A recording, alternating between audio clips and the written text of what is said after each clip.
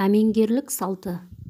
Жесірін жатқа бермеу, қазақтың өз тұқымының басқа елге кетпеуі, әрі ұрпағын өз жұртында қалдырудың, қан тазалығын сақтаудың бір жолы.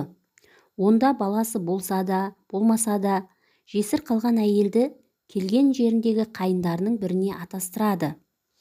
Бұл мәселеде мүмкіндігінше қайтыс болған ер адамға туыстық байланысы ең жақындарының арасынан таңдалады.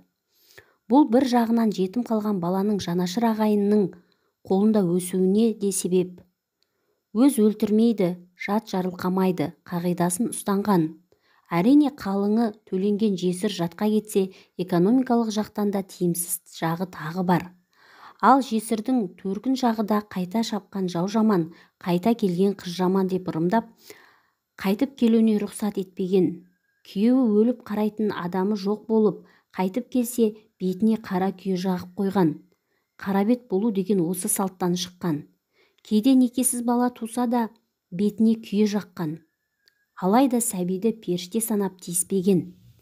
Кейде әйелі қайтыс болып кеткен ер адам балдызына, яғни әйелінің сіңлісіне де үйленеді. Әрине бұл балдызының жасы жетіп отырса, бұл да өгей анасы туысы болған соң жетім балаға оң қабақ танытады деген ниеттен болса керек. Жесір қалған әйелді жатқа жібермеудің тағы бір себебі, оның баласы болмаса да Құдай қосқан қосағының тектік белгілері бұрынғы күйеуі арқылы жесірде сақталатындығы. Бұл қазіргі ғылымда мойындайтын шындық.